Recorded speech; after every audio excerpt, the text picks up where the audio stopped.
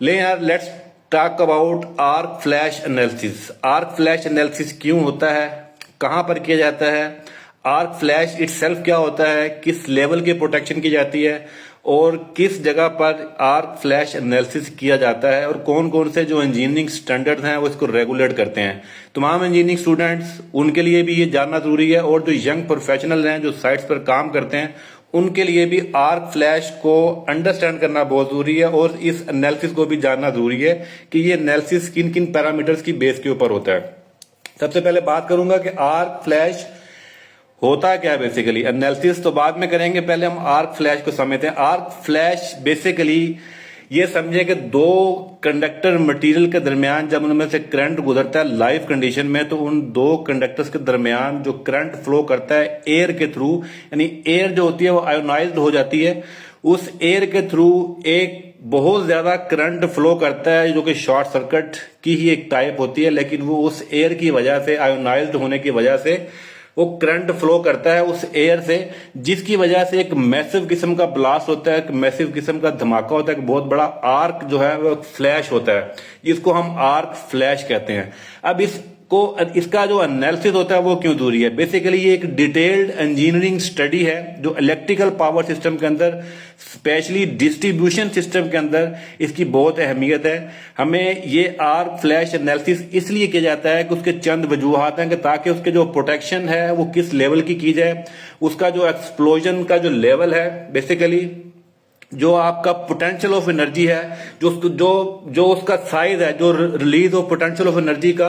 जो साइज है उसको अंडरस्टैंड करना जरूरी होता है बेसिकली। तब अगर हम बेहतर तरीके से उसको अंडरस्टैंड करेंगे तभी उसको मिटिगेट किया जा सकता है। तो ये एक डिटेल्ड इंजीनियरिंग एनालिसिस है जो कि जिससे हम आर्क फ्लैश को अंडरस्टैंड करते हैं को कितना, किस लेवल का या किस कैपेसिटी का आर्क फ्लैश हो सकता है इस स्विच गियर्स के अंदर। मोस्टली ये जितना भी हमारा डिस्ट्रीब्यूशन सिस्टम होता है, जो हमारे स्विच गियर्स होते हैं, उनके अंदर हमें ये एनालिसिस किया जाता है। फिर उसके अकॉर्डिंगली हम इसकी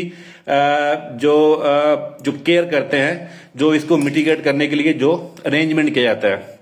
अब अगर मैं बात करूं कि इसके की कंपोनेंट कौन कौन से होते हैं, तो की कंपोनेंट की बात करें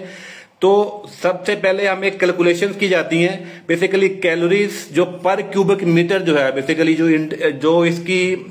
एनर्जी की कैलकुलेशन है, जो आर्क फ्लैश की एनर्जी की जो कैलकुलेशन की जाती है वो basically calories per cubic metre के साथ, यानी एरिया जो डिस्टेंस है उसको फाइंड आउट किया जाता है। जब भी आपका रिलीज होगा ड्यूरिंग आर्क फ्लैश तो हम किस तरीके से उसको प्रिवेंट कर सकते हैं, किस तरीके से हम उसको पोटेंशियल हैजर्ड को मिटिगेट कर सकते हैं। तो वो एरिया जो बेसिकली होता है कैलोरीज पर क्यूबिक सेंटीमीटर, जिसको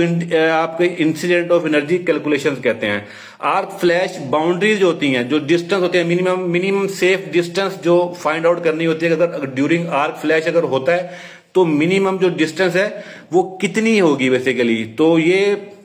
अगर हम इसकी जानकारी लें तो तकरीबन ये 1.2 कैलोरीज पर क्यूबिक मीटर जो है ये निकल कर आती है। तो पर्सनल प्रोटेक्टिव इक्विपमेंट का अरेंजमेंट किया जाता है, जो पीपीईज कहते हैं, उनकी रिक्वायरमेंट को आइडेंटिफाई किया जाता है अकॉर्डिंग टू दिस कैलकुलेशन के हिसाब से कि हमें किस लेवल का जो पीपीई जो है वो इस्तेमाल करना पड़ेगा। वो पर्सनल जो इंजीनियर्स हैं जो इन्वॉल्व होंगे वहां पे उस डिस्ट्रीब्यूशन सिस्टम के साथ, उस स्विच गियर सिस्टम के साथ। तो फॉल्ट करंट एनालिसिस भी आर्क फ्लैश एनालिसिस का ही हिस्सा होता है। जब हम आर्क फ्लैश एनालिसिस करते हैं तो हमें फॉल्ट करंट एनालिसिस भी करना पड़ता है कि इस सिस्टम की जगह की फुल फॉल्ट करंट क्या होगी, इसकी शॉर्ट सर्किट जो करंट होगी मैक्सिमम क्या होगी। तो वो स्टडी भी आर्क फ्लैश एनालिसिस का ही हिस्सा होता है।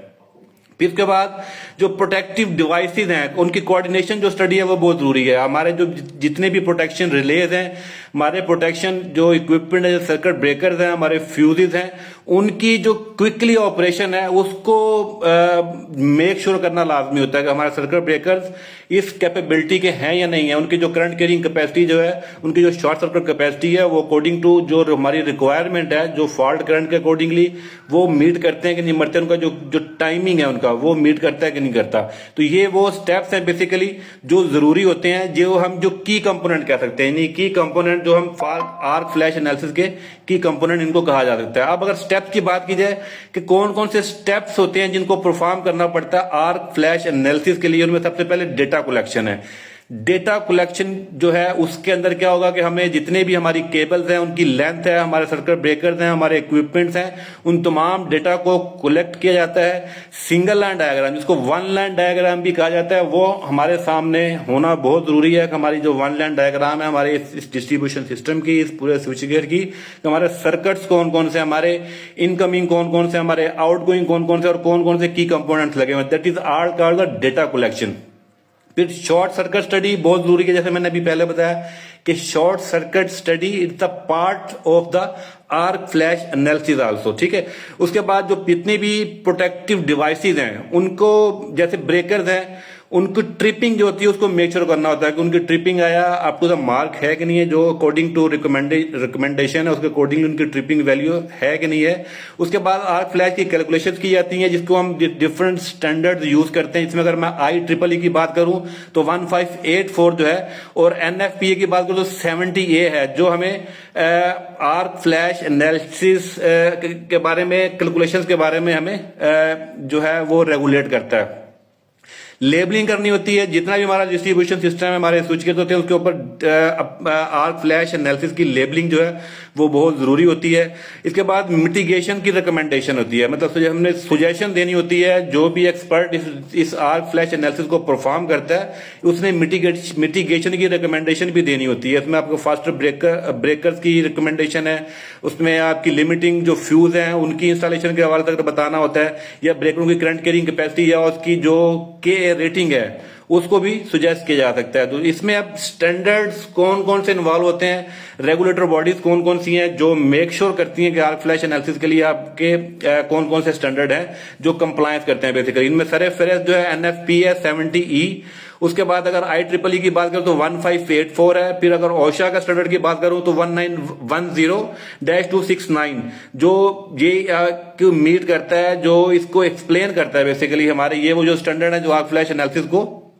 अब ये क्यों किया जाता है, इसकी इंपॉर्टेंस क्या है? ऑब्वियसली सबसे पहले तो वर्क जो है वो सेफ्टी है, जितने भी की प्रिवेंट्स है स्वेयर बर्न, इससे हो सकता है, इससे लाइफ भी जा सकती है, क्योंकि जब हैवीली आर्क फ्लैश होता है, एक ब्लास्ट होता है, उस करंट के फ्लो करने की वजह से, यानी जो करंट है वो एयर से फ्लो करता है बेसिकली, और हाई वो शॉर्ट सर्किट की कंडीशन में होता है और बहुत ज्यादा करंट फ्लो करता है, तो एक हैवीली ब्लास्ट होता है, बहुत बड़ा फ्लैश होता है, उससे जान भी जा सकती है, उससे बहुत ज्यादा जो काम करने वाला पर्सनल है, जो वहां पे साइट इंजीनियर है या वहां पर सुपरवाइजर है, वो बर्न हो सकता है हैवीली। तो एक हाईली रिस्क होता है ये, जो कि जिसकी वजह से हम इसको कंडक्ट करते हैं। तो इससे हम सारा जो एनालिसिस से जो रिस्क है बेसिकली उसको आइडेंटिफाई किया जा सकता है कि रिस्क किस लेवल का है, जो आर्क फ्लैश होगा वो किस लेवल का हो सकता है, जिससे क्या होगा कि हम उसकी प्लानिंग कर सकते हैं, हम उसकी जो PPEs हैं, जो वहां पर पर्सनल है, उनको किस तरीके से सेव कर सकते हैं, और वो तभी कर सकते हैं जब हमें उसका बेहतर तरीके से अंदाजा होगा कि आर्क फ्लैश जो है वो किस लेवल का है, कितने एरिया को कवर कर सकता है, और फिर लेवल और प्रोटेक्शन जो है वो हमने वहां पर लगानी होती है। अगर इसको समराइज भी किया जाए तो जो अगर मैं इसको अच्छा बात करते हैं कि हम डिफरेंट सॉफ्टवेयर भी हैं, इनमें सरे फेरेस्ट E-टैप है, E-टैप से भी हम आर्क फ्लैश एनालिसिस जो है वो परफॉर्म कर सकते हैं। जो डेटा है, जो वन लाइन डायग्राम है, वो प्रॉपर हम पुट करेंगे तो हम एक आर्क फ्लैश एनालिसिस भी कर सकते हैं, अगर हम तमाम चीजों की वैल्यू है वो अकॉर्डिंग टू एज पर एक्चुअल अगर वहां पर पुट करते हैं तो। इसके अलावा SKM जो पावर टूल है, SKM पावर टूल, उसमें भी हम आर्क फ्लैश एनालिसिस कर सकते हैं। इजी पावर में भी आर्क फ्लैश एनालिसिस किया जा सकता है, और आर्कैड के अंदर भी किया जा सकता है। लेकिन सबसे ज्यादा जो है वो जो मेरा पर्सनल एक्सपीरियंस है वो E-टैप में है, तो E-टैप के अंदर एक बेहतरीन आर्क फ्लैश एनालिसिस जो है वो परफॉर्म किया जाता है। अब अगर बात की जाए तो अगर मैं इसको समराइज करूं सिंपल 8 स्टेप के अंदर, तो सबसे पहले क्या होगा कि हम डेटा कलेक्शन करेंगे, सिंगल लाइन डायग्राम बनाएंगे, तमाम शॉर्ट सर्किट की जो स्टडी करेंगे, स्टडी के बाद जो है इंसिडेंट ऑफ एनर्जी को जो आइडेंटिफाई करेंगे, आर्क फ्लैश की जो ड्यूरेशन है उसको आइडेंटिफाई किया जाएगा, फिर PPEs की सिलेक्शन की जाएगी, और फिर आर्क फ्लैश की जो वार्निंग की लेबलिंग है वो की जाती है। तो ये होल जो बेसिकली एक कंप्लीट जो मैंने इसको समराइज करके बता दिया कि आर्क फ्लैश एनालिसिस बेसिकली किस तरीके से परफॉर्म किया जाता है from the start end to last and.